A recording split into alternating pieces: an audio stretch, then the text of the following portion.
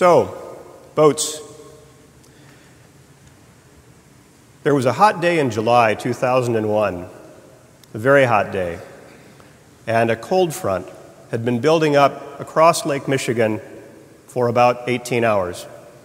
And it surged up across the height of the land of Michigan, though Michigan is not very tall, right at about 1 in the morning.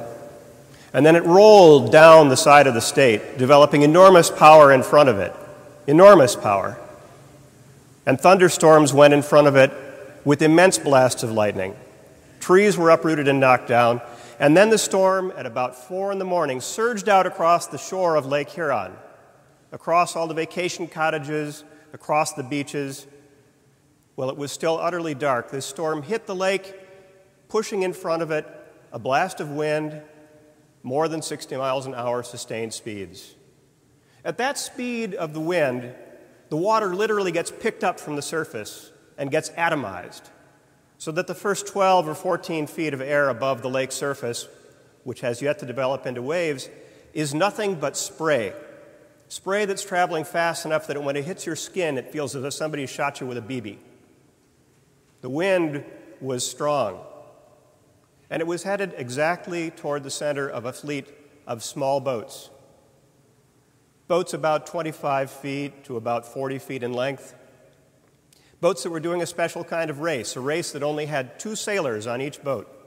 It's called a double-handed race. And when the wind hit that fleet, the very first boat that it found was the boat that was fastest and most powerful in the entire fleet.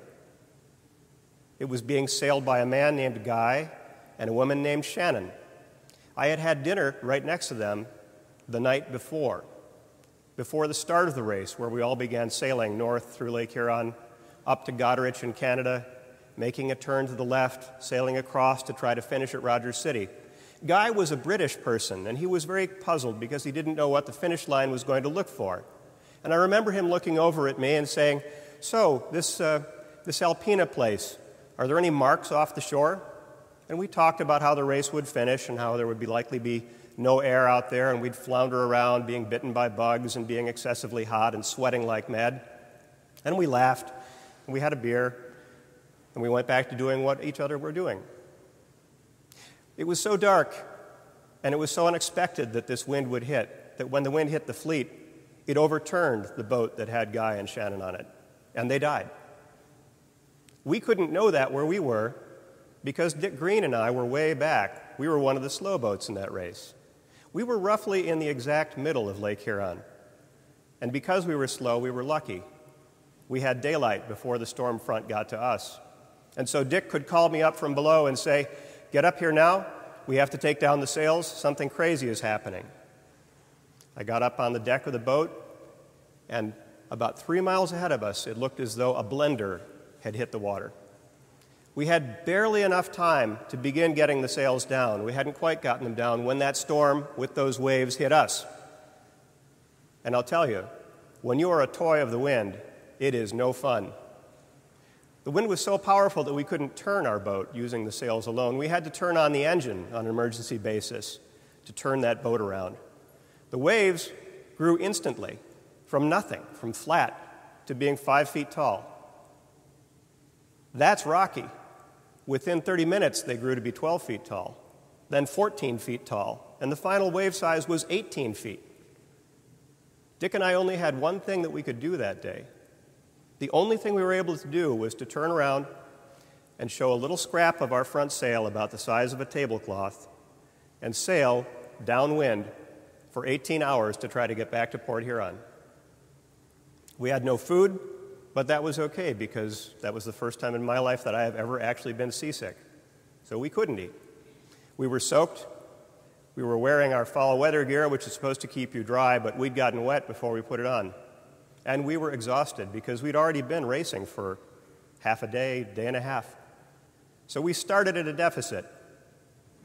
Dick saved my life that day, and I saved his. We took turns hour by hour, one person steering, the other person sleeping in the stern of the boat. But it wasn't a comfortable sleep. So when we talk about Jesus and the disciples in the boat, I've got a pretty good image of that.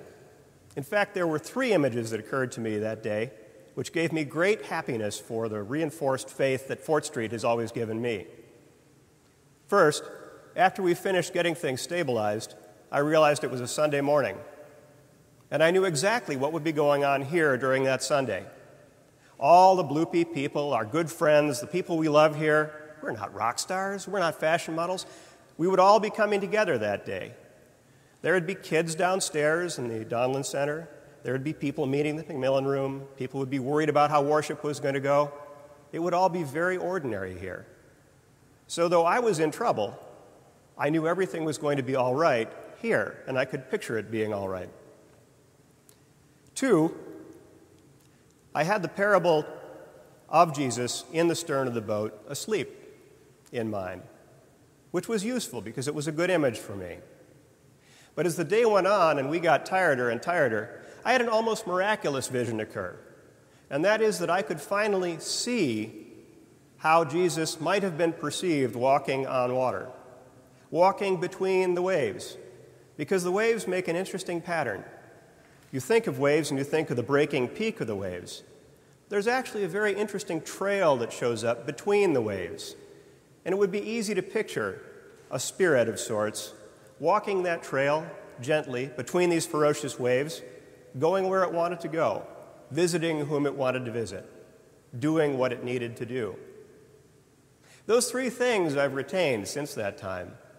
Dick and I swore that we would never be scared of anything again, and I'm afraid I've broken that vow because I've been afraid of lots of things since that time. But those pictures still exist. So, going back into biblical times, during the day, the peaks around the Sea of Galilee heat up. They're very dry air. Very dry air rises from the top of those peaks all day long. The sea itself, which is really a big lake, 64 square miles, a little bit smaller than Lake St. Clair, that big lake is down below sea level. It has jungle temperatures down there, high humidity, thick air. As the day ends, the rising air from the mountains around it combines with the hot, sticky air down on the lake surface, and they tumble over each other. And big wind currents shoot down from the hills and across the lake. They're unexpected. They can come from any direction. And when you are there in the 1st century A.D. in a small open boat, you are going to be a victim of whatever weather is brought by that wind shaft that shoots down from the mountains and shoots out across the lake and finds you.